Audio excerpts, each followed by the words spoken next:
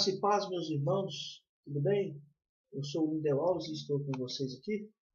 Mais um vídeo para o nosso canal Papo Aberto. O Papo Aberto de hoje nós vamos falar sobre depravação total. É claro que eu não vou abordar todos ou a maioria dos argumentos que tenho contra essa doutrina.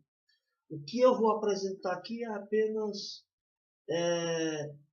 uma cerejinha, apenas de um cacho de uva, 2 ou 3 uvas, para sentir o sabor, para aguçar você a pensar, ok? E você que discorda, pode comentar abaixo aí no vídeo, ok?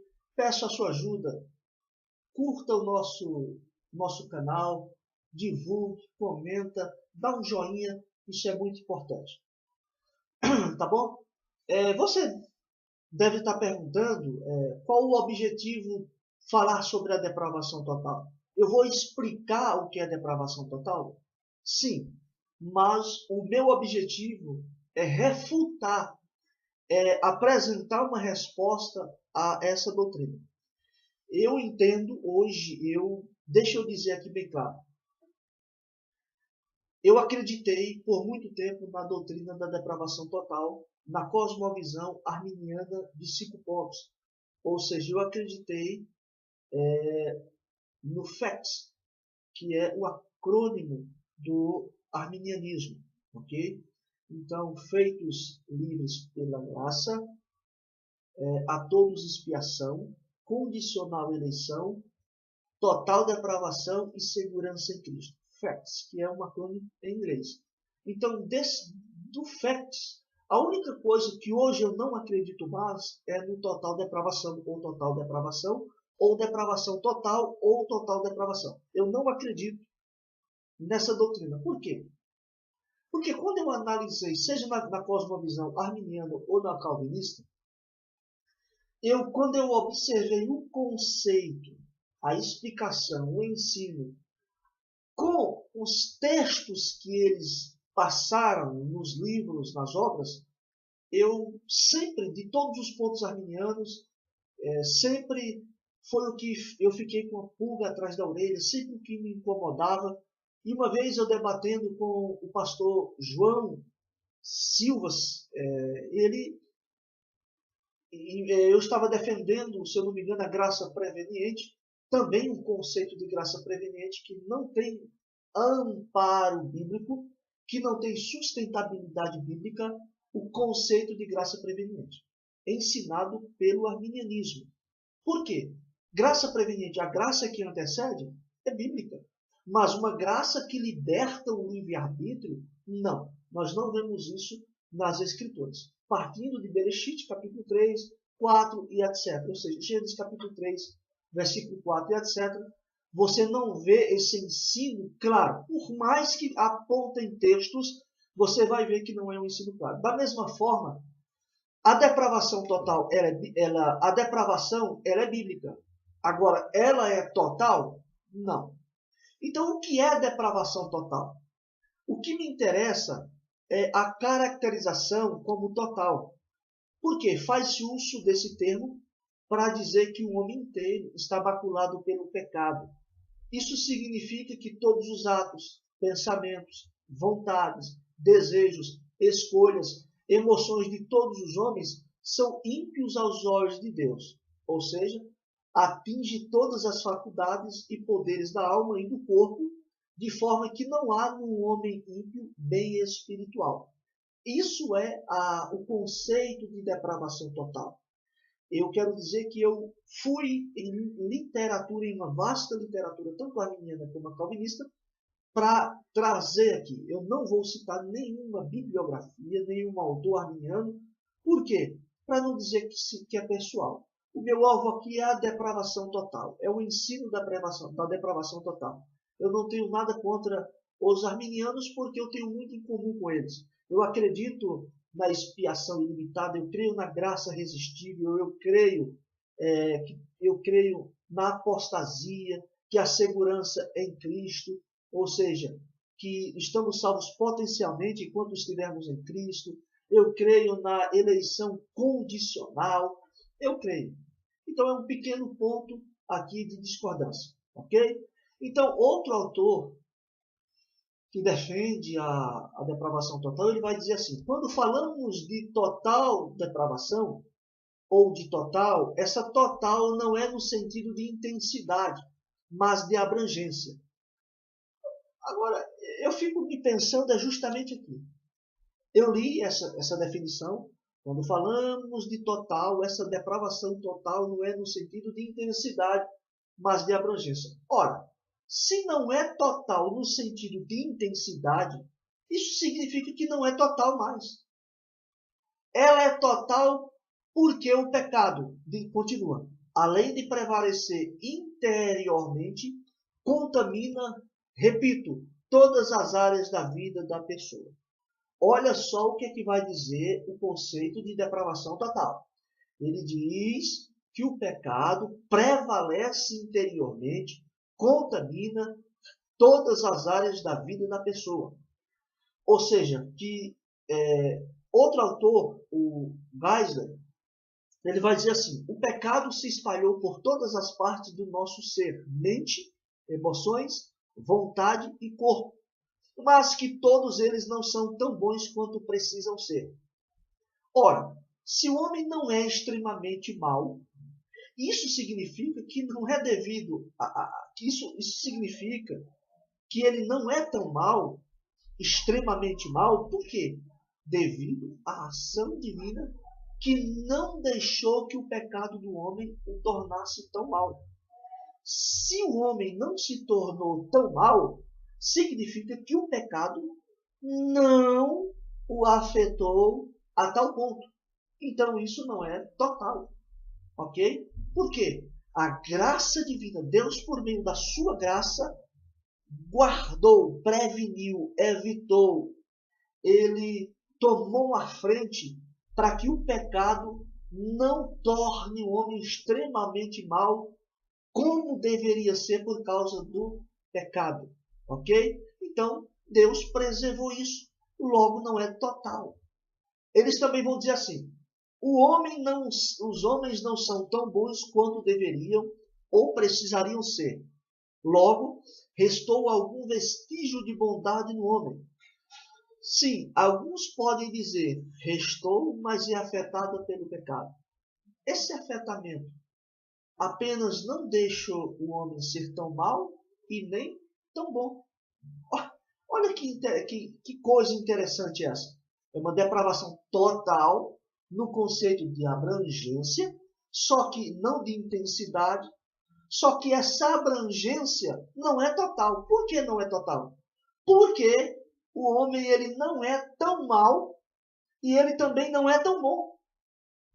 Ele não é tão bom quanto deveria ser e também não é tão mau quanto deveria ser. Ele é meio termo.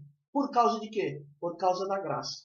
A graça faz com que o homem não seja tão mau, mas a graça faz que o homem seja tão bom. Mas o homem não é tão bom quanto deveria ser por causa do pecado. Isso é o conceito de depravação total. Vamos lá. E para fundamentar esse ensino, eles usam o texto de Efésios 4:18. Esse texto diz que a mente humana é obscurecida. Ok? É verdade que o texto diz que os homens não regenerados têm uma mente obscurecida.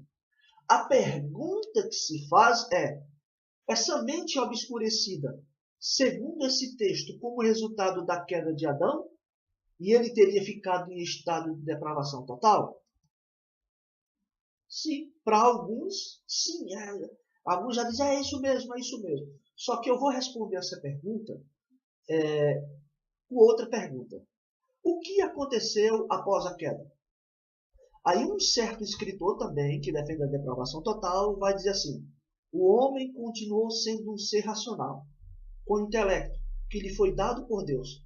Porém, seu entendimento passou a ficar entenebrecido. Aí ele cita Efésios 4:8, cego para as coisas de Deus, 2 Coríntios 4:4. É aqui que eu quero chamar a sua atenção. Eles dizem que o pecado afetou todas as áreas do ser humano, ok? Que não restou nada de bom no ser humano para as coisas espirituais. Só que o homem continuou sendo um ser racional. Por quê? Porque Deus deu o intelecto. Então o pecado não retirou, ele continuou sendo um ser racional. Porém, esse entendimento dele ficou entenebrecido. Efésios 4:8. E cego para as coisas de Deus, segundo Coríntios 4:4. O problema desses textos é que o contexto deixa isso claro. Para essas duas perguntas, a resposta é não. A mente obscurecida, segundo esses textos, a mente do homem não passou a ser obscurecida como resultado da queda de Adão. Não. Por quê? Olha só. Quando eu vou para a palavra grega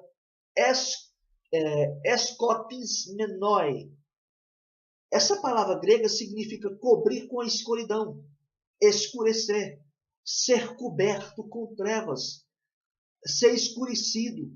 E é usado aqui com uma metáfora. E significa o quê? Significa dizer que o entendimento do homem está coberto de trevas, escuridão. Agora, isso é resultado de quê? Primeiro, isso é resultado das ações próprias do homem não regenerado. E segundo, aí você deve dizer, não, irmão, o texto não diz isso. Ora, basta ler o versículo 18 e 19, que é o contexto. Aí, entenebrecidos no entendimento, que é o que diz o versículo 18 e 19. Separados da vida de Deus pela ignorância que há neles, pela dureza do seu coração. Ponto. Nenhum arminiano vai dizer que Deus endureceu o coração do homem. Não. Nenhum arminiano. Então, peraí. Essa dureza no coração do homem, que de onde é? Quem endurece o coração? O próprio homem. O próprio homem endurece o seu coração. Por quê? Por causa do livre-arbítrio. Ok? Os quais, havendo perdido todo o sentimento, olha, perderam todo o sentimento. Então significa que eles tinham. Só perde o que não tinha. Então não é total. Os quais, havendo perdido todo o sentimento, se entregaram à dissolução, para com avidez cometerem toda a impiedade. O texto diz que as ações próprias dos homens não regenerados é que fez com que o entendimento deles ficassem cobertos. Ou seja, são pessoas ignorantes por causa da dureza do coração. A dureza do coração deles, eles endurecem o coração para Deus. Essa dureza causa uma ignorância. Essa dureza faz com que, e a ignorância faz com que eles perdessem o sentimento que tinham. Eles tinham um sentimento e perderam. Isso fez com que eles se entregassem à dissolução, para com avidez cometerem toda impureza. Agora o versículo 18 diz assim: separados da vida de Deus pela ignorância que há neles, ignorância, ou seja, falta de entendimento das coisas divinas. Esses não salvos estão distantes da vida de Deus. Por quê? Porque fecharam a mente contra Deus. Pessoas que não se preocupam mais com certo ou errado, não compreendem as coisas de Deus. Mesmo o evangelho sendo pregado para essas pessoas, o evangelho está oculta a verdade. Por que está oculta para essas pessoas? Por quê?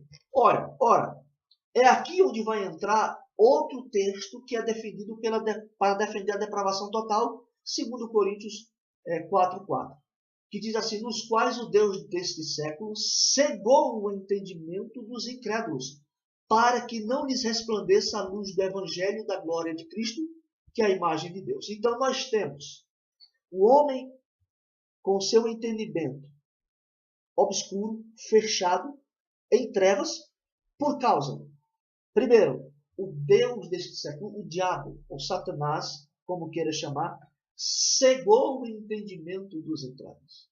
Ora, se o diabo só cega quem tinha vista. Então, o entendimento deles para com Deus, para com o Evangelho, não era cego, não. Eles tinham visão. Quando a luz do Evangelho resplandeceu, os homens tinham luz. E a luz brilhou. Eles tinham visão.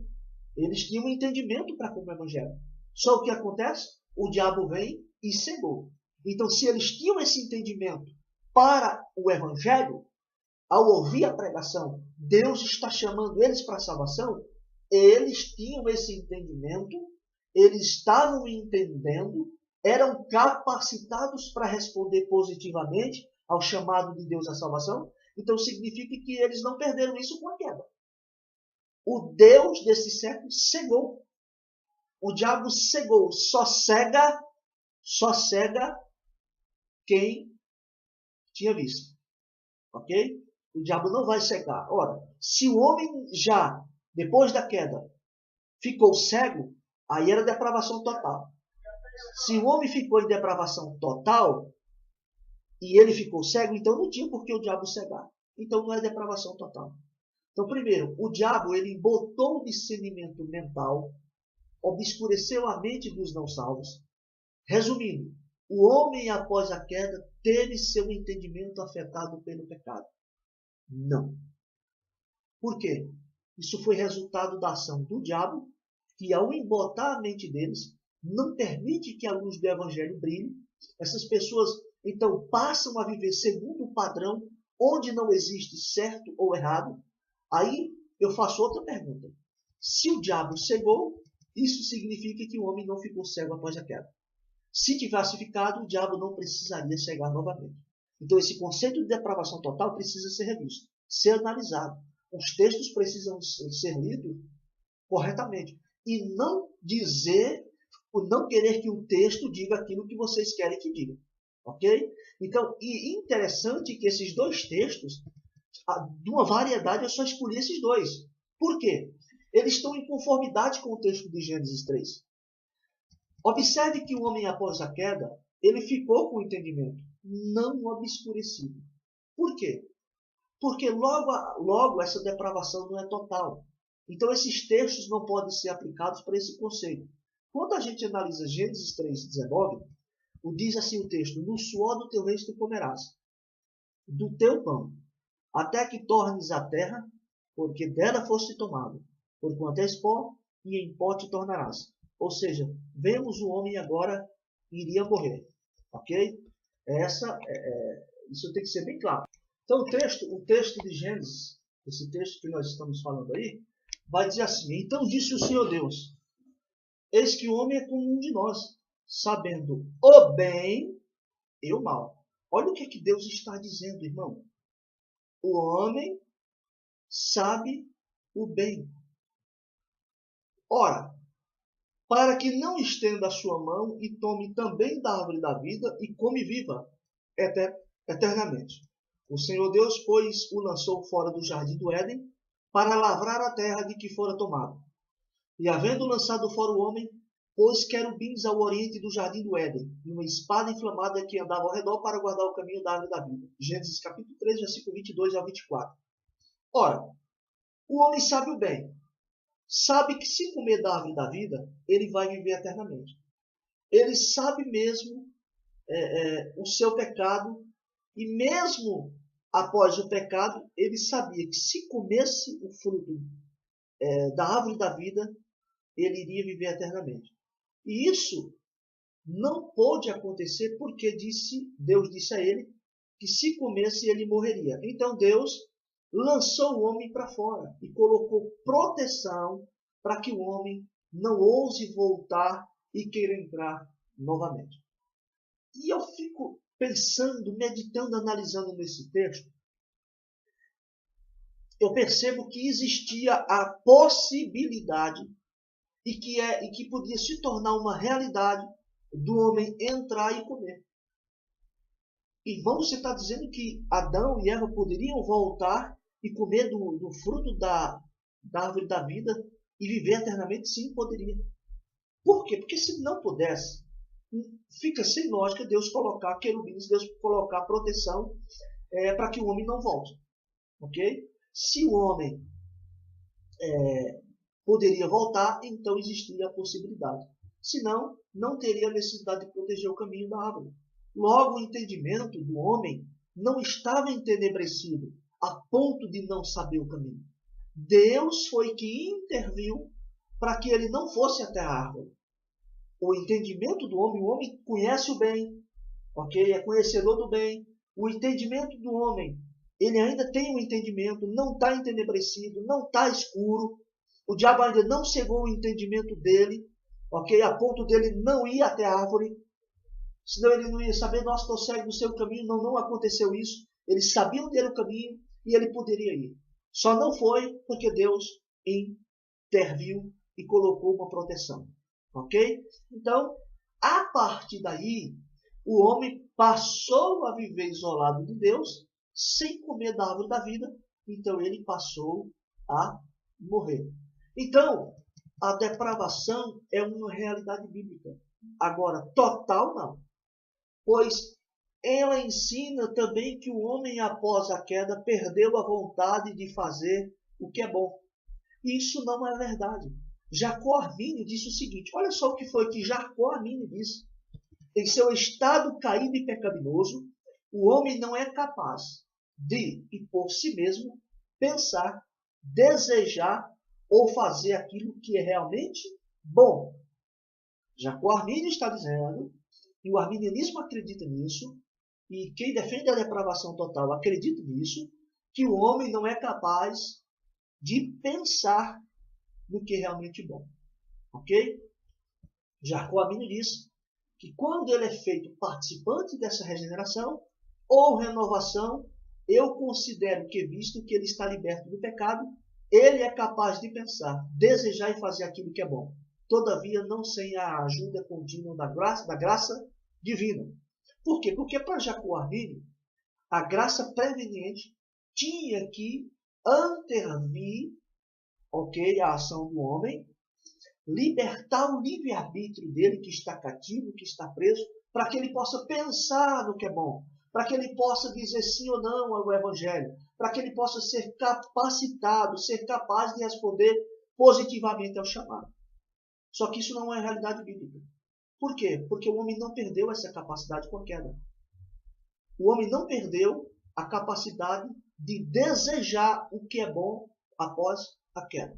Vamos para frente para que você entenda o meu raciocínio.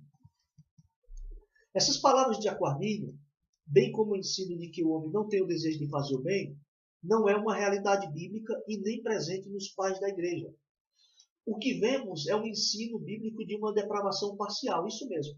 E com isso parte da premissa de que, ao ser criado, o homem teria recebido de Deus uma boa vontade que lhe possibilitaria o conhecimento do bem, tal qual ocorrera com Adão antes da queda. Todavia, isso não era garantido que não pecasse ou não tivesse conhecimento do mal. Após a queda, que transmitiram o pecado e o conhecimento do mal ao gênero humano, subsistiram no homem tanto o conhecimento do bem já dado por Deus e que não for esquecido, quanto a atualização da experiência do mal. Então, não se pode crer que Deus tenha feito o homem tal que ele não queira nem possa jamais fazer o bem. Ou nós poderemos nunca dizer que ele estava de acordo com o livre-arbítrio. Se a ele só concedeu o querer e o poder o mal, não de querer nem de poder por ele mesmo bem, pois como essa palavra do Senhor antes da queda do primeiro homem permaneceria verdadeira. Eis que Adão se tornou como um de nós, sabendo o bem e o mal. Esse sabendo o bem e o mal é justamente esse contexto. O homem, restou no homem o desejo de querer o bem. Não pense que o homem, nesse estado de queda, que precede a queda, ignorou totalmente o bem. De outra forma, devia confessar que ele foi criado como um animal privado de sentidos e de razão, o que é realmente absurdo e de fato incompatível com a fé cristã. O que eu digo? Segundo a palavra do sapientíssimo Salomão, Deus criou o homem corretamente, mas os homens, eles mesmos, se embaraçaram em uma multidão de pensamentos. Eles se tornaram, como ele disse, conhecedores do bem e do mal. Adão obteve, depois da sua prevaricação, a ciência do mal que não havia recebido. Que o gênero humano não tenha perdido a ciência do bem depois da falta de Adão. É o que as palavras dos apóstolos nos manifestam até a evidência. Quem disse tudo isso foi João Cassiano, nas suas conferências, Jan Cassian, Conferências 13 e 12, Paris, 1958, volume 2. Então, dentro do contexto do que a gente está falando, o pecado foi o evento que trouxe o conhecimento do mal para os homens. E corrompeu o livre-arbítrio. Porém, se ao ser criado Adão era portador de um livre-arbítrio capaz de querer e poder por si mesmo o bem, ok? Após a queda e em decorrência da transmissão genética do pecado, os descendentes adâmicos adquiriram um livre-arbítrio disfuncional, ineficiente, ainda que não tivessem perdido aquela boa vontade dada por Deus, que preserva no homem o conhecimento do bem, como a lei natural posta em seu coração. Então, sendo assim, se disser que o entendimento do homem não foi afetado por queda, o problema humano após a queda não seria relativo ao conhecimento ou esquecimento do bem. Então, peraí. Já que o Armínio e o arminianismo e o calvinismo defendem que o homem perdeu o conhecimento do bem, que o homem não tem desejo do bem. Ele não tem, ok? Só que nós vemos no texto bíblico, e vamos ver mais a seguir outro, que isso não é a realidade. Por quê? Após a queda, seria relativo ao conhecimento do bem, mas de incapacidade de executá-lo e de adequar a ação com tal conhecimento sem a ajuda de Deus, a ponto de restar ao homem somente um desejo do bem e não uma capacidade efetiva por si mesmo alcançá-lo. Logo, se restou esse desejo, a depravação não é total, e sim parcial. E é isso que é ensinado claramente em Romanos capítulo 7, nos versículos a seguir. Porque o que faço não o aprovo, pois o que quero, isso não faço, mas o que aborreço, isso faço. E se faço o que não quero, consisto com a lei que é boa, de maneira que agora já não sou eu que faço isso, mas o pecado que habita em mim. Porque eu sei que em mim, isto é, na minha carne, não habita bem algum. E com efeito, o querer está em mim, mas não consigo realizar o bem. Porque não faço o bem que quero, mas o mal que não quero, esse faço. Ora, se eu faço o que não quero, já não faço eu, mas o pecado que habita em mim. Acho então esta lei em mim, e quando quero fazer o bem, o mal está comigo. Porque segundo o meu interior, tenho prazer na lei de Deus. Então, por esse texto de Romanos, capítulo 7, versículo 15 ao 22, fica claro que o homem não regenerado não teve o desejo de fazer o bem afetado. Ok? O que teve foi a sua capacidade de executar. Então, após a queda, o homem passou a ser incapaz de executar o bem. Não o desejo de fazer. Ele tem o desejo, ok? Mas ele não consegue. Ele não consegue. Isso é ensino claro nas Escrituras. Deus deu a lei para o homem. A lei está aí, ok? Não matarás, não roubarás, e etc. E o homem tem coisas que você observa que o homem não consegue cumprir a lei. Ele é incapaz de cumprir a lei. Ele quer cumprir, mas ele não tem capacidade de cumprir. Então, essa é uma depravação. A depravação, o homem é depravado? Sim, é uma realidade bíblica, mas ela não é total, ela é parcial. Então, sendo que para aqueles que acreditam no conceito de depravação total, creem que o homem é incapaz tanto de desejar como de efetuar o bem, continua certo escrito ao dizer: o termo total pode ser aplicado à depravação. Em terceiro lugar, porque o ser humano está destituído de todo bem positivo. Com isso inclui a vontade de fazer, realizar o bem, chocando-se com os textos bíblicos. Adão, após pecar e descobrir que estava nu, teve a vontade boa de se cobrir. Só não teve a capacidade de fazer isso de modo correto que agradasse a Deus, diz o texto bíblico.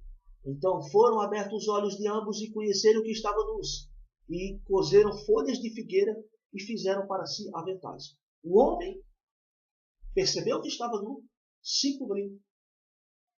Ele teve o desejo bom, o desejo do bem, a vontade boa de se cobrir. Ele só não teve a capacidade de fazer isso corretamente. Ok?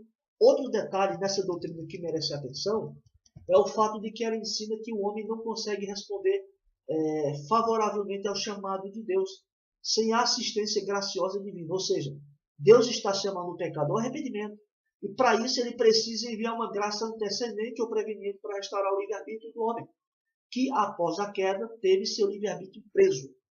Eu não vejo esse ensino claramente nas Escrituras. O fato de Deus chamar o homem não é suficiente.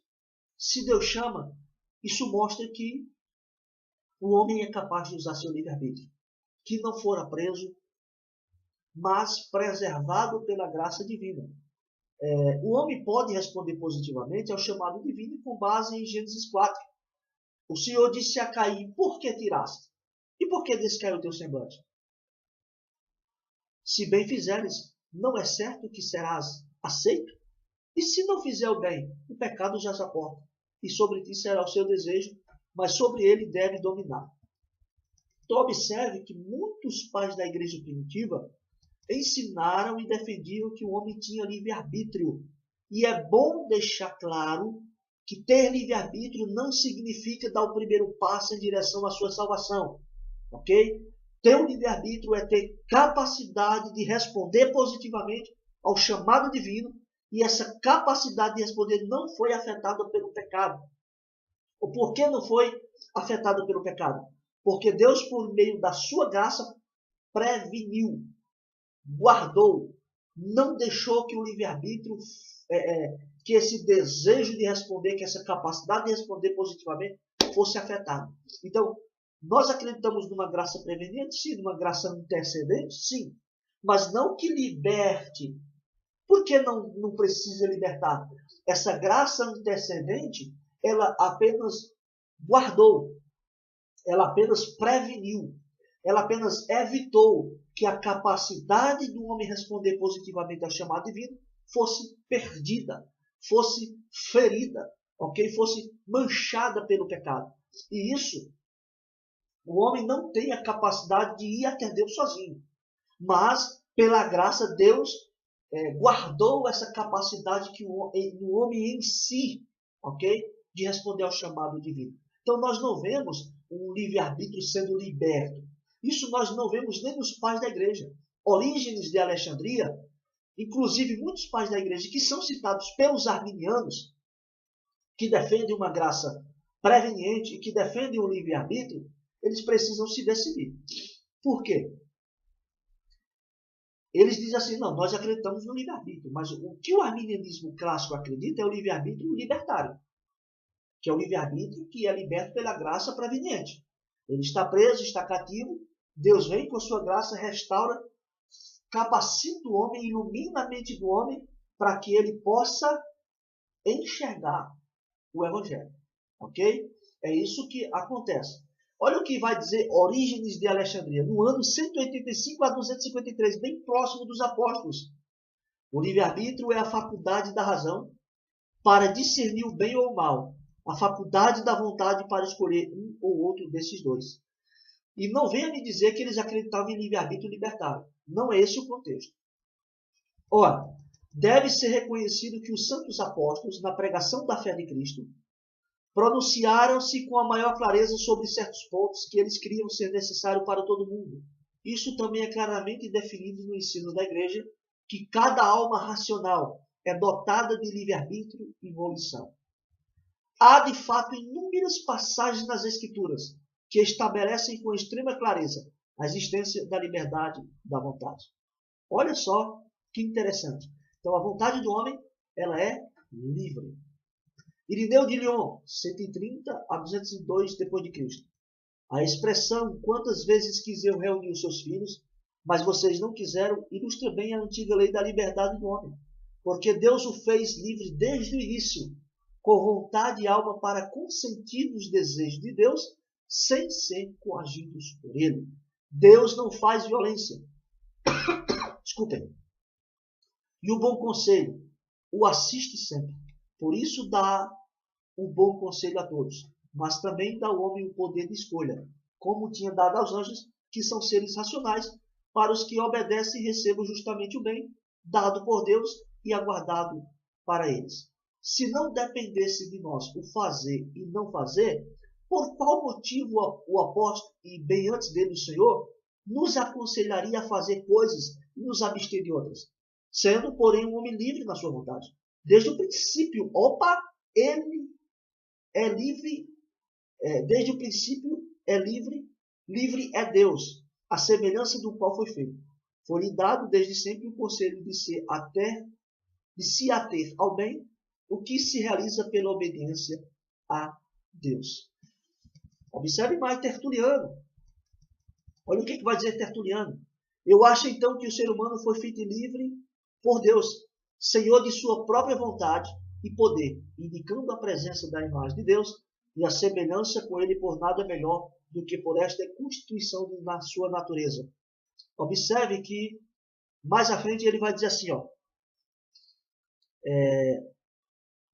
Deus chama o ser humano do pecado, ameaça e exorta, e isso em nenhuma outra base pela qual o ser humano é livre, com vontade ou para obediência ou para resistência. Então observe que para Tertuliano também o homem tem livre-arbítrio desde o início. João Crisóstomo, porquanto Deus pôs em nosso poder o bem e o mal, deu-nos o livre-arbítrio da escolha, e quando não queremos, não nos força, quando porém queremos, nos abraça. João Crisóstomo. Então observe, meus irmãos, que esses pais da igreja falaram de um livre-arbítrio e não de livre-arbítrio libertário. Ou seja, você não vê Deus restaurando, libertando o livre-arbítrio. O homem, por causa da graça que preservou ao ser humano, a possibilidade de corresponder positivamente e livremente com arrependimento e fé quando Deus os atrai a si. Então, a graça preeminente é uma realidade bíblica, porém não libertando o livre-arbítrio, e sim preservando, e vemos isso no desejo que o homem tem de fazer o bem e de responder ao chamado divino. Então, essa capacidade deve ser entendida como sobrenatural, pois foi graças à graça de Deus. Como disse anteriormente, a graça possibilita o homem a memória do bem, ainda que essa memória não fosse capaz de sozinha eliminar o pecado ou conduzir à salvação, pois mesmo depois de pecar, Deus disse acerca de Adão: o homem é como um de nós, conhecedor do bem e do mal. O homem não perdeu isso, não teve isso afetado. O homem ouviu o evangelho, ele pode responder positivamente usando o seu livre-arbítrio ao chamado de Deus para a sua salvação. Jesus disse assim: ninguém pode vir a mim se o Pai que me enviou não o trouxer, e eu ressuscitarei no último dia. João 6,44. E diz assim que esse texto diz que Deus chama, que ele atrai o pecador externamente e internamente pela pregação do evangelho, de acordo com Romanos 10, 13 e 17, Efésios 6, 17, e pela ação do Espírito Santo, João 16, 8, 11. Então eu creio que a vontade divina sempre vem antes da vontade humana. A vontade humana só pode escolher livremente porque a vontade divina agiu preservando, guardando, possibilitando isso. Então está aí, meus irmãos, o conceito de depravação parcial, onde nós refutamos esse conceito de depravação total. Deus abençoe. No próximo vídeo nós vamos falar um pouco mais sobre a graça preveniente. Aguarde aí. Aproveitando que você assistiu até aqui, nos dedica de vídeos aí, o que comentar, o que falar. Tá bom, pessoal? Deus abençoe. Fiquem na paz.